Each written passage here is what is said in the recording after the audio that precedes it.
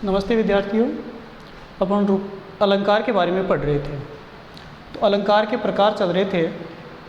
अलंकार 3 प्रकार के थे: शब्दालंकार, अर्थालंकार और उभयालंकार।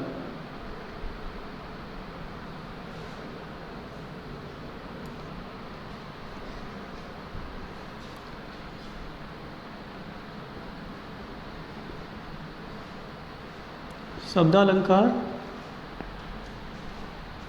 अर्थालंकार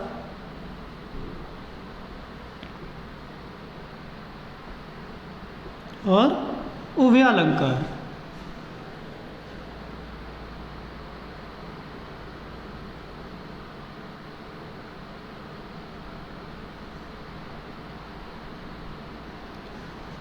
शब्दालंकार हो गया था। अर्थालंकार चल रहा था। अर्थालंकार में उपमा अलंकार था, वो हो गया था।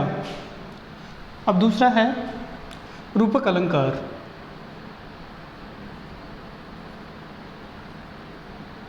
रूपक अलंकार। पहले तो ये देखिए कि अर्थालंकार में अर्थालंकार किसे कहते हैं? जब काव्य की शोभा शब्द के आधार पर निर्भर न होकर के अर्थ पर निर्भर हो तो उसे अर्थालंकार कहते हैं।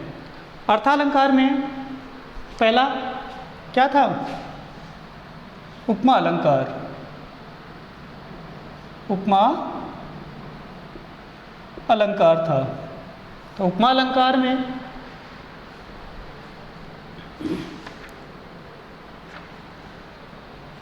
जब किन्हीं 2 व्यक्तियों या 2 वस्तुओं में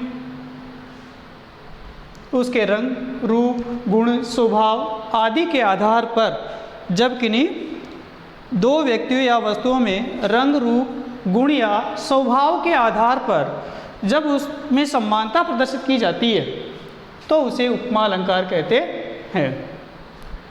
जब किन्हीं 2 व्यक्तियों या वस्तुओं में उनके रंग, रूप, गुण, स्वभाव, क्रिया आदि के आधार पर जब समानता प्रदर्शित की जाती है तो उसे उपमा अलंकार कहते हैं। उपमा अलंकार के 4 अंग थे। कौन से? उपमा अलंकार के 4 अंग थे: उपमेय,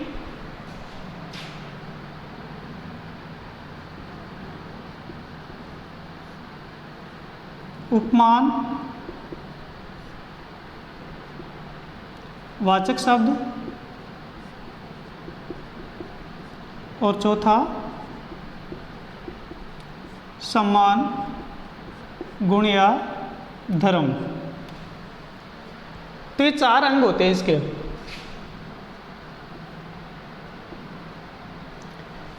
उपमेय किसे का कहते हैं? जिस व्यक्ति या वस्तु की तुलना की जाती है। जिस व्यक्ति या वस्तु की तुलना की जाती है। जैसे इसमें था चंद्रमा सा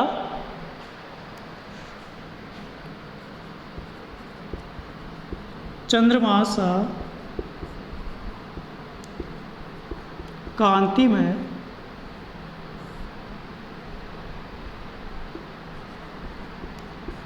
रूप दर्शन है तुम्हारा। तो इसमें उपमेय जिस व्यक्ति या वस्तु की तुलना की जाती है। तो चंद्रमा सा कांति में मुख रूप दर्शन है तुम्हारा। यहाँ पर मुख हो रहा है,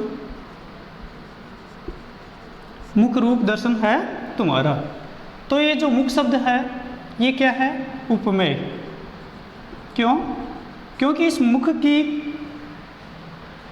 ही तुलना की जाएगी। अब किसके समान है मुख? तो उपमेय जिस व्यक्ति या वस्तु की तुलना की जाती है वह उपमेय कहलाता है। उपमान उपमेय से जो समानता व्यक्त की जाती है वह उपमान कहलाता है। या जिस व्यक्ति या वस्तु से तुलना की जाती है वह उपमान कहलाता है। तो इस मुख की तुलना किससे की जा रही है? उपमेय से, चंद्रमा से। तो ये क्या कहलाएगा? उपमान कहलाएगा। तीसरी यह है कि वाचक शब्द, तो इसमें वाचक शब्द बताए थे सादृश्य, सम्मान,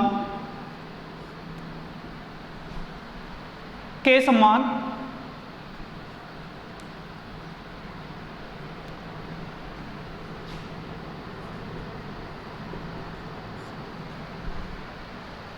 आदि इसमें वाचक शब्द होते हैं। इसमें जैसे सरिस भी है, तो ये क्या होते हैं, वाक्य के अंदर आते हैं। इनके आधार पर भी हम पहचान कर लेते हैं कि ये उपमा अलंकार के शब्द है। तो इन्हीं वाचक शब्दों के आधार पर इसको पहचान लेते हैं। अब इसमें देखिए सा, तो ये जो सा है ये वाचक शब्द हो गया। फिर है सम्मान, गुण, धर्म। अब इस चंद्रमा और जो मुख है, इन दोनों में समानता क्या है? रूप दर्शन, यानी मुख की सुंदरता और चंद्रमा की चमक, दोनों में जो समानता है वो क्या हो गया? रूप दर्शन। इसलिए ये क्या कहलाएगा?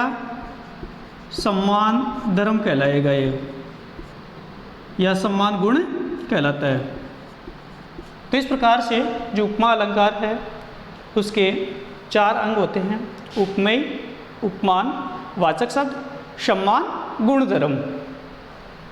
तो आगे समझ में कि उपमेय क्या होता है, उपमान क्या होता है, वाचक शब्द क्या, और सम्मान, गुण, धर्म क्या होता है।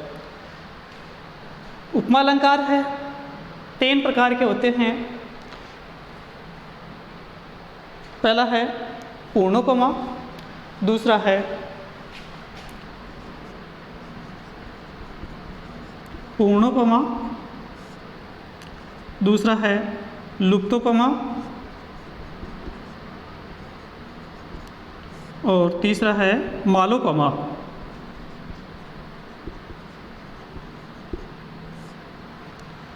पूर्णोपमा किसे कहते हैं?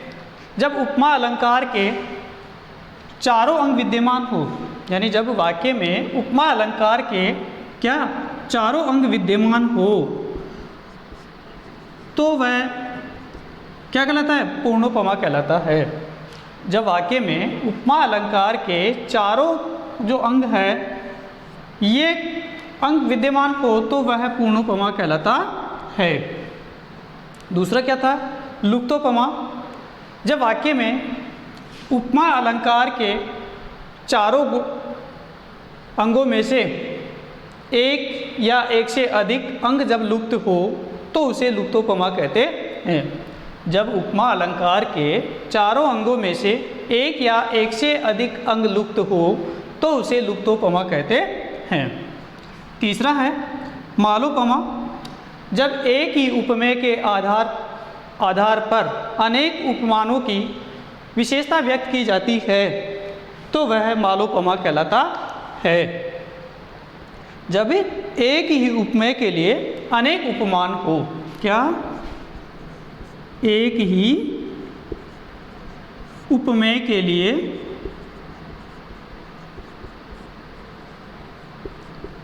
अनेक उपमानों की क्या की गई हो? विशेषता व्यक्त की गई हो।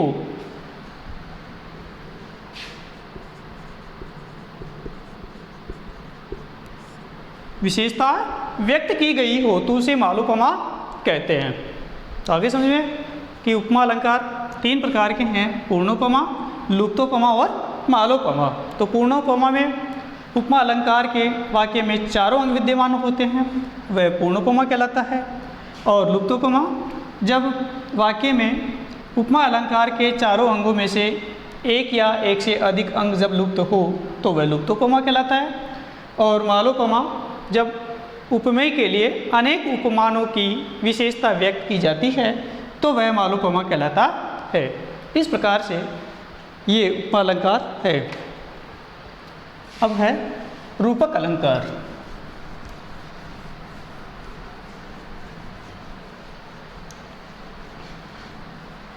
रूपक अलंकार जब, दूसरा है रूपक अलंकार। रूपक अलंकार किसे कहते हैं? जहाँ उपमेय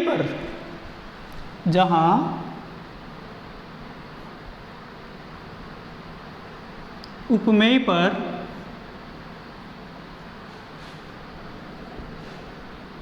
उपमान का आरोप सिद्ध किया जाए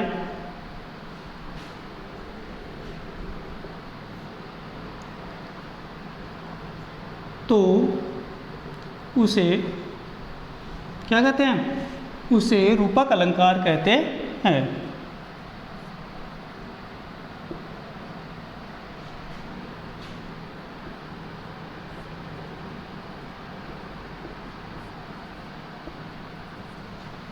जहाँ उपमेय पर उपमान का आरोप सिद्ध किया जाए तो उसे रूपक अलंकार कहते हैं। या इसको ऐसे भी कह सकते हैं कि उपमेय और उपमान को अभिन्न माना जाए, एक ही मान लिया जाए तो उसे रूपक अलंकार कहते हैं। दोबारा से देखिए, जहाँ उपमेय पर उपमान का आरोप सिद्ध किया जाए, अर्थात जब उपमेय और उपमान को एक ही मान लिया जाए, अर्थात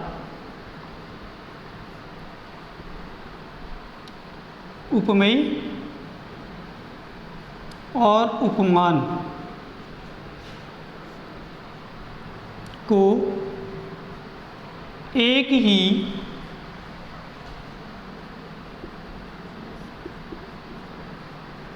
मान लिया जाए तो उसे रूपक अलंकार कहते हैं।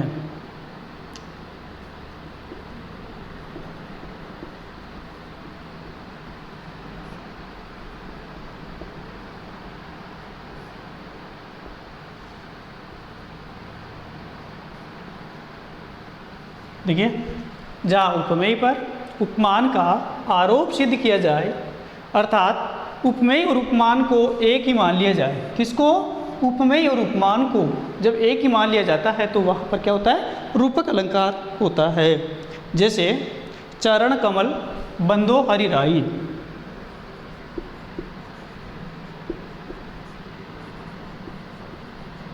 चरण कमल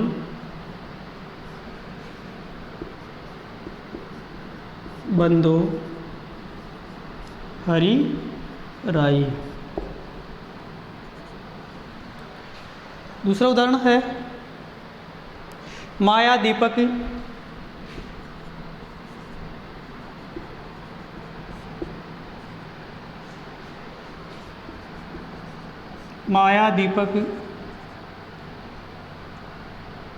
नरपतंग।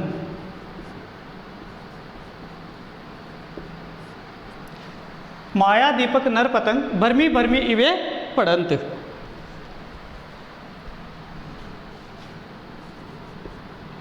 भरमी भरमी इवे पड़ंत। देखिए, दो वाक्य हैं तो इसमें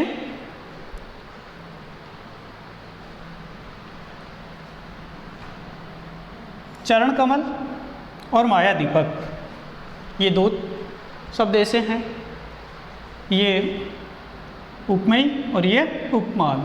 इसी प्रकार से दीपक ये माया है, ये उपमेय है और ये उपमान है। तो जब देखिए परिभाषा को, उपमेय पर उपमान का आरोप सिद्ध किया जाए, उपमेय चरण और कमल उपमान, या दोनों को एक ही मान लिया जाता है। चरण कमल माना है तो दोनों में कोई भेद नहीं रहा है, इसलिए ये क्या है? रूपक अलंकार है। अब जैसे जो चरण है, पैर है, चरण मानी पैर, इसको किसके समान माना है? कमल के समान माना है, यानी पैरों को कमल के समान माना है, इसलिए दोनों में किसी प्रकार का कोई भेद नहीं है। इसी प्रकार से माया दीपक की ये जो माया है, माया का मतलब धन, जिससे लगाव हो जाता है, वो सब क्या होती है? माया होती है। जैसे बहुत सारा धन है तो उससे पर क्या हो जाता है? लगाव हो जाता है। किसी की संतान होती है तो वो भी क्या होती है, एक माया ही होती है, क्योंकि उसके जो परिवार के सदस्य उससे लगा होता है। तो माया दीपक, तो इस माया रूपी जो दीपक है, इसमें यहाँ पर एक और है नर पतंग। मानव को किसके समान माना है, पतंगे के समान माना है। पतंगा मतलब कीट, कि जिस प्रकार से एक जो दीपक है, उस दीपक के पास जो कीट है वो आकर के अपनी जो जीवन लीला है उसको क्या कर देता है, नष्ट कर देता है। ठीक उसी प्रकार से जो मानव है मोह माया के चक्कर में पड़ कर के अपने जीवन को नष्ट कर देता है। तो यहाँ पर माया को किसके समान, दीपक के समान माना है, और जो मानव है वो किसके समान, एक पतंगे के समान होता है। कैसे कि जो मानव है वो माया के चक्कर में पड़ कर के एक कीट की भांति, पतंगे की भांति नष्ट हो जाता है। जिस प्रकार से दीपक है उसके पास जो पतंगा है वह आकर के क्या होता है, जल करके नष्ट कर देता है। अब इसमें ये तो था रूपक अलंकार में, देखिए इसको दूसरे अगर अलंकार में भी देखा जाए तो इसमें पुनरुक्ति प्रकार अलंकार भी है, क्योंकि वह वर्ण की आवृत्ति है। दूसरी और क्या है, अनुप्रास भी है और पुनरुक्ति प्रकाश अलंकार भी है। भ्रमी भ्रमी का मतलब भ्रम में पढ़ने के लिए, तो दोनों का अर्थ एक ही है। तो ये क्या हो गया, पुनरुक्ति प्रकाश अलंकार भी हो गया। लेकिन अपन को यहाँ पर ये ही देखना है कि माया दीपक और नर पतंग, इन दोनों के आधार पर ये उपमेय और उपमान है। इस उपमेय और उपमान में भिन्नता नहीं है, इसलिए ये रूपक अलंकार है। अब जो रूपक अलंकार है ये भी 3 प्रकार के होते हैं।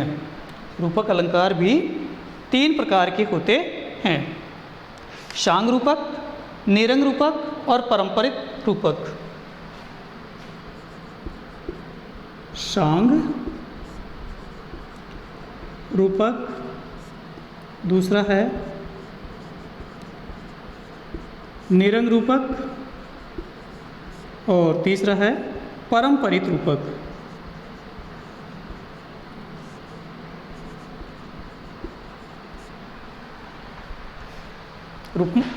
रूपक अलंकार है 3 प्रकार के होते हैं। कौन से, शांग रूपक, निरंग रूपक और पारंपरिक रूपक। अब यह है कि शांग रूपक कहाँ है, तो जहाँ उपमेय के अंगों पर उपमान के अन्य अंगों का भी आरोप किया जाता है। क्या, जहाँ उपमेय पर उपमान के, जहाँ उपमेय के अंगों पर, जहाँ उपमेय के अंगों पर उपमान के अन्य अंगों का भी, उपमान के अन्य अंगों का भी आरोप किया जाए तो वह शांग रूपक कहलाता है। जहाँ देख चुके दोबारा, जहाँ उपमेय के, जहाँ उपमेय के अंगों पर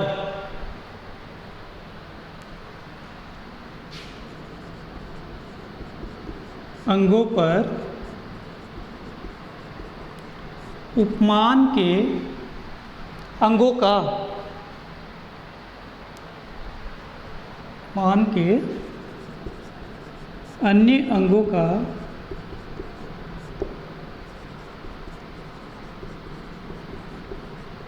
आरोप किया जाता है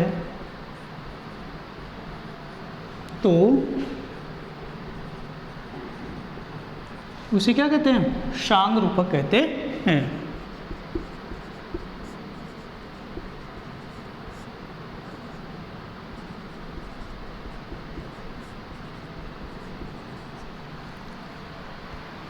जैसे अंबर पनघट में डूबो रही तारागट उषा नागरी, बीती विभावरी जागरी। जैसे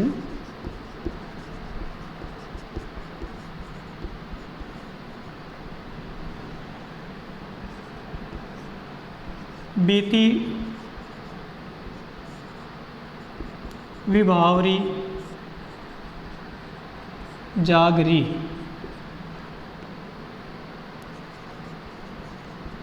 अंबर पनघट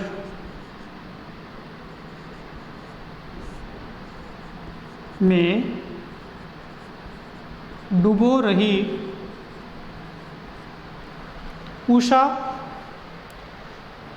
अंबर पनघट में डूबो रही तारा घट उषा नागरी। तारा घट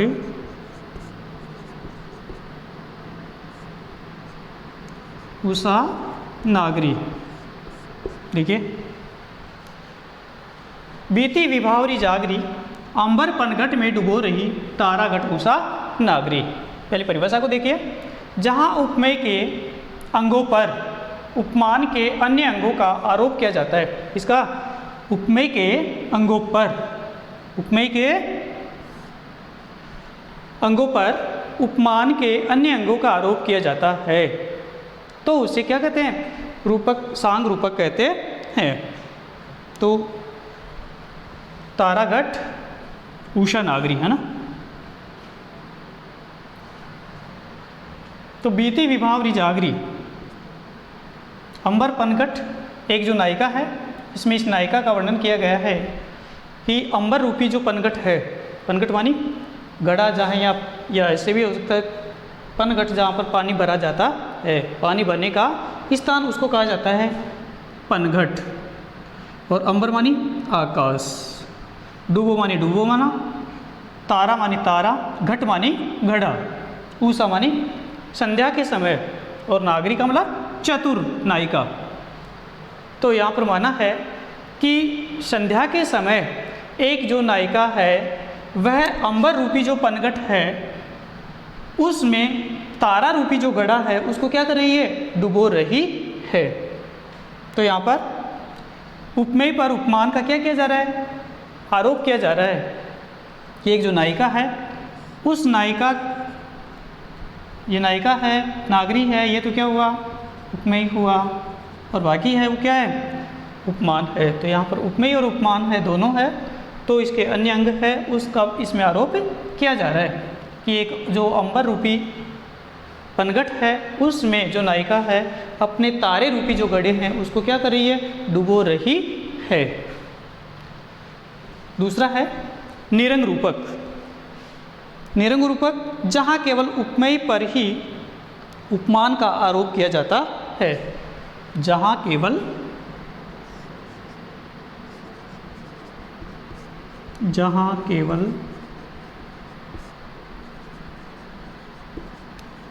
उपमेय पर ही किसका? उपमान का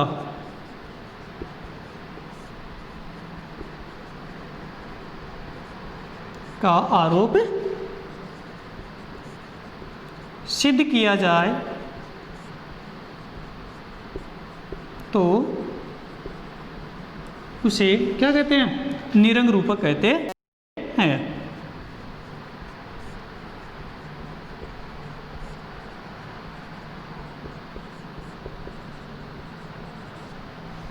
जैसे जलता है जीवन पतंग, जलता है ये जीवन पतंग, जलता है यह जीवन पतंग। रूपक अलंकार है वो योजक चिन्ह से भी जुड़ा होता है। दूसरा है चरण सरोज पखारन लागा।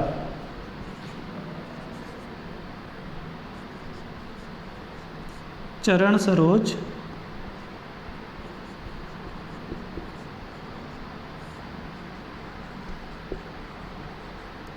पखारन लागा। तो निरंग रूपक जहाँ केवल उपमेय पर ही, किसके ऊपर? उपमेय पर ही, ये उपमेय है, उपमेय पर ही किसका? उपमान का, ये उपमान है, सरोज उपमान है। तो इस उपमान का क्या किया जाता है? आरोप सिद्ध किया जाता है, तो उसे निरंग रूपक कहा जाता है। जबकि इसमें क्या था? उपमेय के अंगों पर उपमान के अन्य अंगों का भी आरोप सिद्ध किया जाता है। किसमें? सांग रूपक में। सांग रूपक में तो उपमेय के अंगों पर उपमान के अन्य अंगों का भी आरोप सिद्ध किया जाता है, तो वह सांग रूपक कहलाता है। निरंग रूपक में जहाँ केवल उपमेय पर उपमान का आरोप सिद्ध किया जाता है, तो वह क्या कहलाता है? निरंग रूपक कहलाता है। अब यहाँ पर जीवन पतंग, तो इस जीवन को किसके समान माना है? पतंगे के समान माना है। चरण सरोज और जो पैर है उसको किसके समान?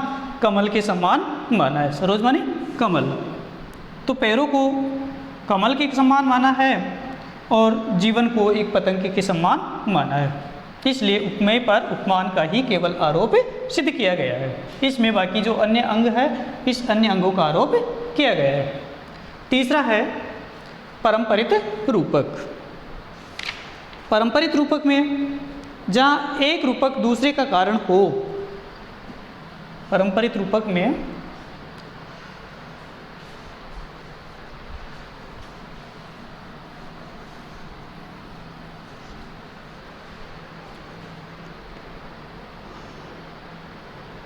जहाँ एक रूपक दूसरे का कारण हो, जहाँ एक रूपक दूसरे का कारण हो, तो उसे क्या कहते हैं? परंपरित रूपक कहते हैं। जहाँ एक रूपक दूसरे का कारण हो, अर्थात इसको ऐसे भी कह सकते हैं कि जहाँ दो रूपक एक साथ आते हो, अर्थात जब दो रूपक एक साथ आते हो, एक रूपक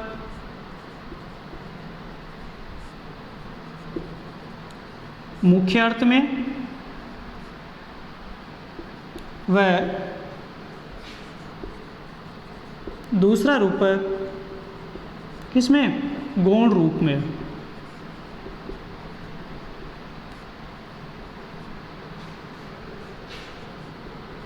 आए तो उसे परंपरित रूपक कहते हैं। तो उसे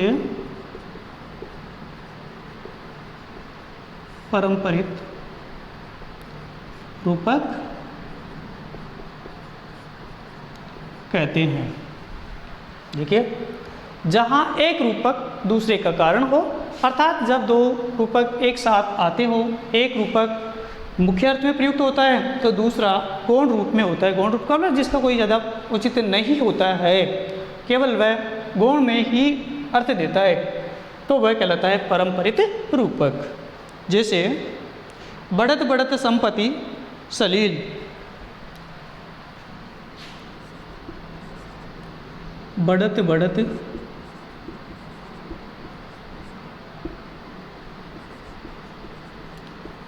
संपत्ति सलील,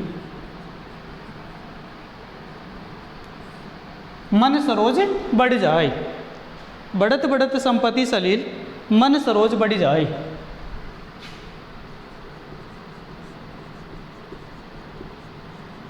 मन सरोज बढ़ जाए।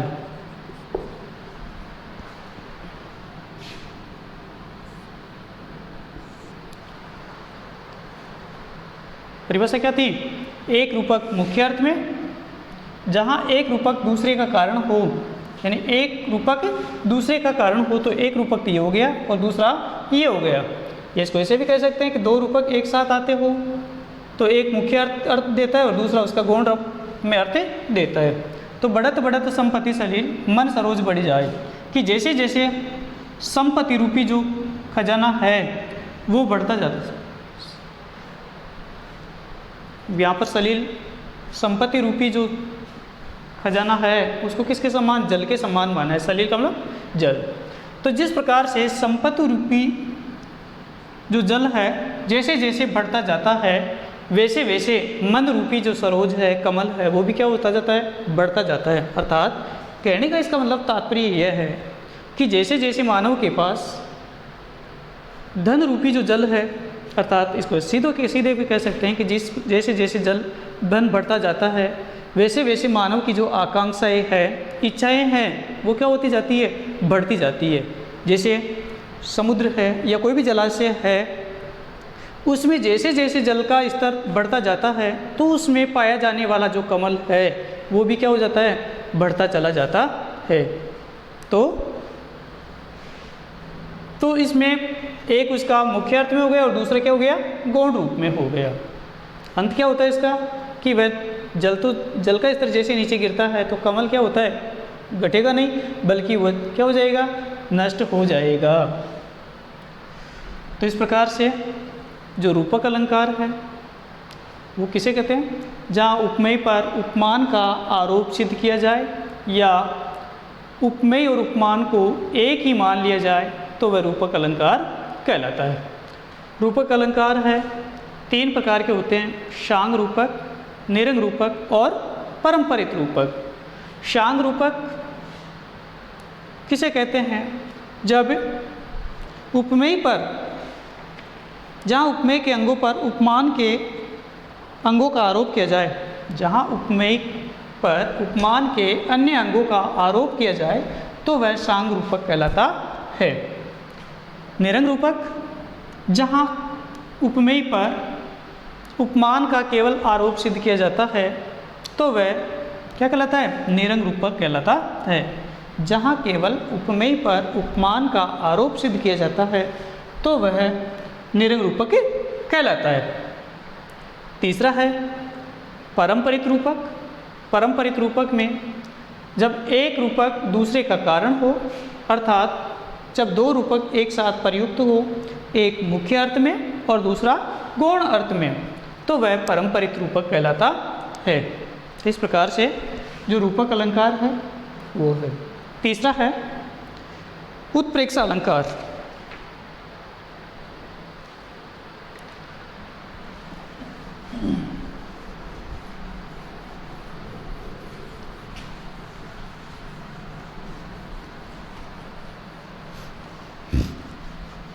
उत्प्रेक्षा अलंकार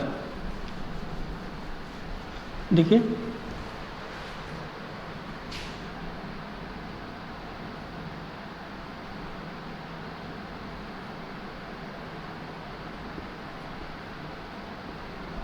उत्प्रेक्षा अलंकार। उत्प्रेक्षा अलंकार किसे कहते हैं, जहाँ उपमेय और उपमान में भेद होते हुए भी उपमेय में उपमान की संभावना व्यक्त की जाती है। जहाँ उपमेय और उपमान में, जहाँ उपमेय और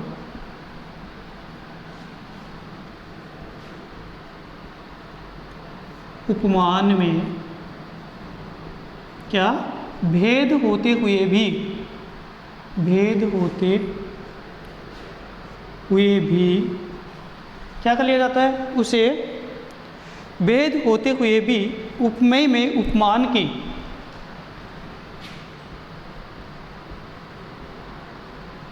उपमेय में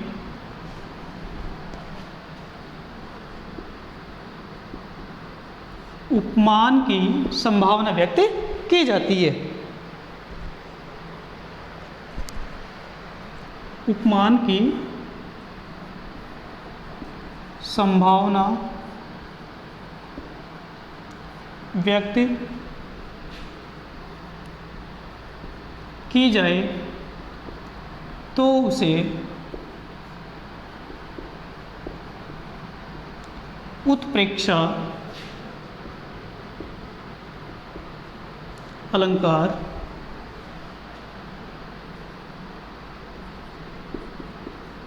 कहते हैं। जहाँ उपमेय और उपमान में भेद होते हुए भी उपमेय में उपमान की संभावना व्यक्त की जाए तो उसे उत्प्रेक्षा अलंकार कहते हैं। उत्प्रेक्षा अलंकार के कुछ वाचक शब्द भी होते हैं। उत्प्रेक्षा अलंकार के वाचक शब्द कौन से? मनु, मन हूँ, जन हूँ,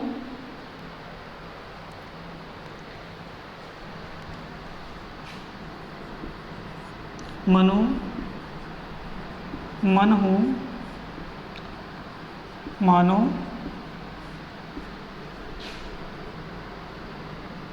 जानो, जन हूँ,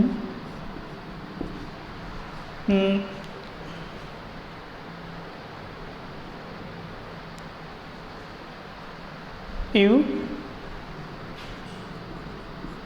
इत्यादि।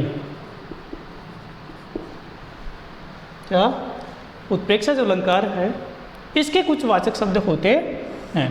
क्या?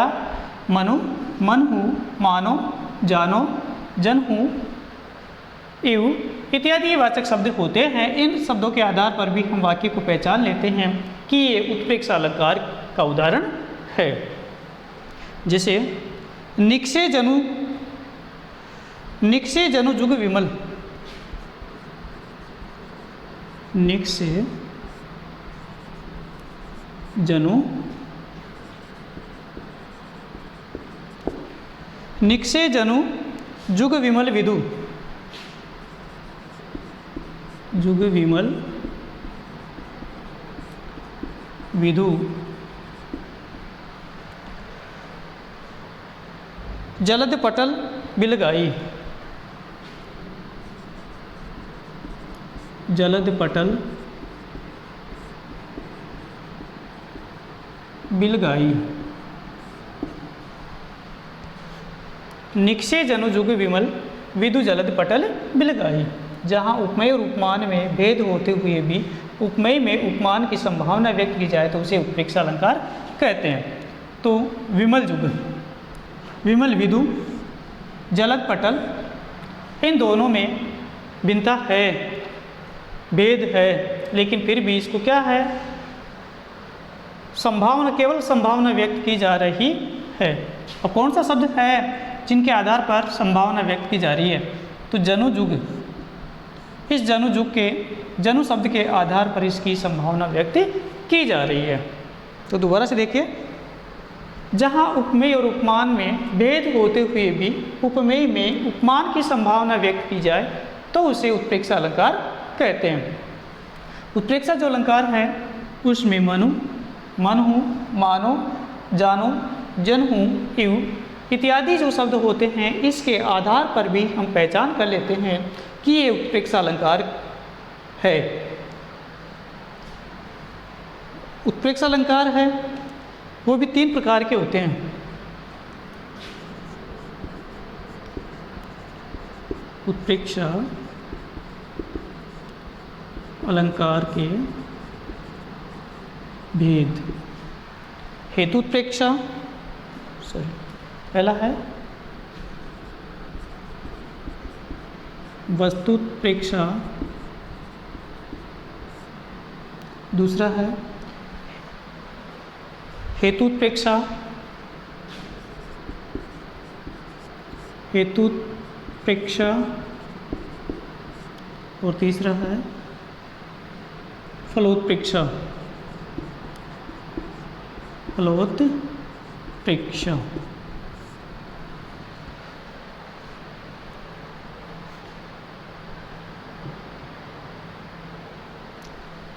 वस्तुत्प्रेक्षा, हेतुत्प्रेक्षा और तीसरा है फलोत्प्रेक्षा। तो उत्प्रेक्षा अलंकार 3 प्रकार के हैं। पहला है वस्तुत्प्रेक्षा। वस्तुत्प्रेक्षा जहाँ एक वस्तु अर्थात जहाँ वस्तुत्प्रेक्षा में जहाँ एक वस्तु की दूसरी वस्तु से अर्थात उपमेय में, अर्थात उपमेय में उपमान की संभावना व्यक्त की जाए तो उसे क्या कहते हैं? वस्तुत्प्रेक्षा कहते हैं। वस्तुत्प्रेक्षा कहते हैं। दोबारा से देखिए, जहाँ एक वस्तु की दूसरी वस्तु से अर्थात उपमेय में उपमान की जब संभावना व्यक्त की जाए तो वह वस्तुत्प्रेक्षा कहलाता है। एक वस्तु अर्थात उपमेय में दूसरी वस्तु अर्थात उपमान की संभावना की जाए वहाँ वस्तुत्प्रेक्षा कहलाता है। उदाहरण देखिए, सोहत ओढ़े पीत पट। सोहत ओढ़े पीत पट श्याम सलोने गात।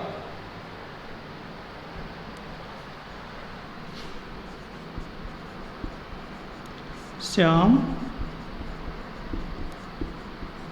सलोने गात।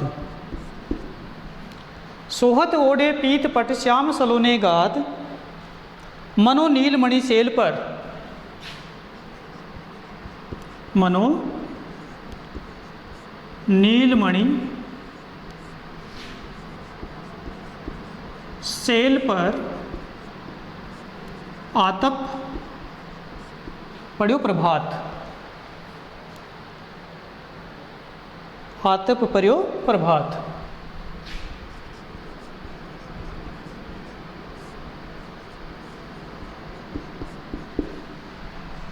वाक्य देखिए, सोहत ओढ़े पीत पट श्याम सलोने गात, मनो नीलमणि सेल पर आतप पर्यो प्रभात। ये वाक्य है, ये छंद है।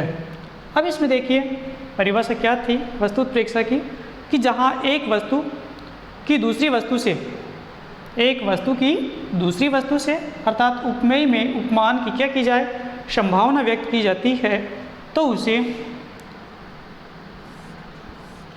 क्या कहा जाता है? वस्तुत्प्रेक्षा कहा जाता है। तो सेल मानी होता है पर्वत, नीलमणि तो जो मणि है उसके लिए, नीली जो मणि होती है उसके लिए प्रयोग किया गया है। तो ये उपमेय और ये उपमान है। तो इस उपमेय पर उपमान की संभावना व्यक्त की जा रही है। अब ये भी था कि इसमें वाचक शब्द है जिसके आधार पर भी हम पहचान कर सकते हैं। तो जो मनो शब्द है, इस सबसे पहले तो यही हो गया कि जो मनो शब्द है इसके आधार पर हम पहचान कर लेते हैं। मनो शब्द के आधार पर हम पहचान कर लेते हैं कि ये उत्प्रेक्षा अलंकार का उदाहरण है। तो एक वस्तु की दूसरी वस्तु से पर संभावना व्यक्त की जा रही है, तो ये उत्प्रेक्षा अलंकार में वस्तुत्प्रेक्षा हो गई। दूसरा है हेतुत्प्रेक्षा। हेतुत्प्रेक्षा, जहाँ अहेतु होने पर भी हेतु की संभावना की जाए, जहाँ अहेतु में भी हेतु की संभावना की जाए। जहाँ अहेतु में भी हेतु की संभावना व्यक्त की जाए तो वहाँ क्या होता है? हेतुत्प्रेक्षा होता है। तो वहाँ हेतुत्प्रेक्षा अलंकार होता है।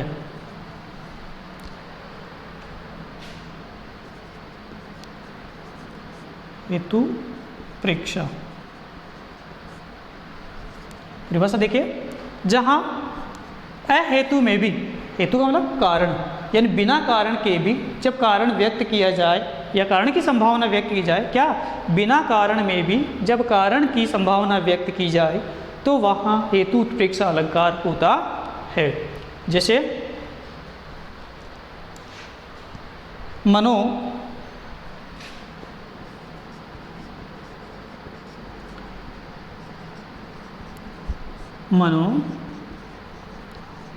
कठिन आंगन में भी, मनो कठिन आंगन चली, मनो कठिन आंगन चली, ताते राते पाई।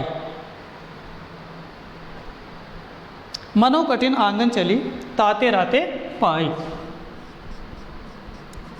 ताते राते पाई। तो इसमें एक जो नायिका है उसी का वर्णन किया गया है कि जो नायिका है उसका जो अंग है वो क्या होते हैं, कोमल होते हैं। तो जब कोमल अंग है तो वो कोमलता के कारण क्या होती है, लाल होते हैं उसके पैर वैसे भी, लेकिन ऐसे लग रहा है मानो कि जो गर्म आंगन है उसमें चलने से उसके पैर क्या हो गए, लाल हो गए। तो इसमें अहेतु बिना कारण के भी क्या किया जा रहा है, कारण को व्यक्त किया जा रहा है। दूसरा क्या है, मनो जो शब्द है, इस मनो शब्द के आधार पर भी हम पहचान कर लेते हैं कि ये उत्प्रेक्षा अलंकार का है। तो इस वाक्य में बिना कारण के भी कारण की संभावना व्यक्त की जा रही है। तीसरा है फलोत्प्रेक्षा। फलोत्प्रेक्षा, फलोत्प्रेक्षा में बिना फल के भी या अफल के भी, फलोत्प्रेक्षा जहां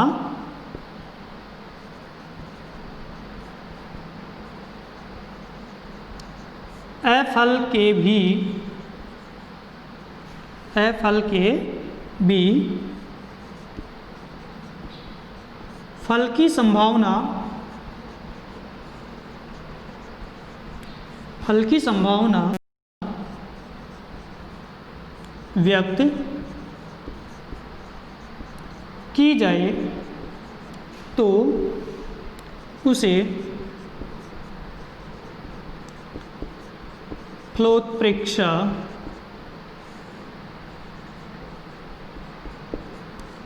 कहते हैं। देखिए फलोत्प्रेक्षा में जहाँ अफल के भी फल की संभावना व्यक्त की जाए तो उसे फलोत्प्रेक्षा कहते हैं। यानी बिना कभी फल प्राप्त हुए या बिना कुछ प्राप्त हुए भी वहाँ पर कुछ ऐसे माना जाता है कि कुछ प्राप्त हो रहा होगा। जैसे मानो विधि तन अच्छ, मानो विधि तन अच्छ, आगे देखिए छवि स्वच्छ राखी वे काज, मानो विधि तन अच्छ, विधि अच्छ छवि, मानो विधि तन अच्छ छवि स्वच्छ राखी वे काज, स्वच्छ राखी वे काज। दूसरा वाक्य देखिए, द्रग पग पोषण को, द्रग पग पोषण को आतप पड़ो प्रभात, द्रग पग पोषण को किए भूषण पायदान, द्रग पग पोषण को किए भूषण पायदान।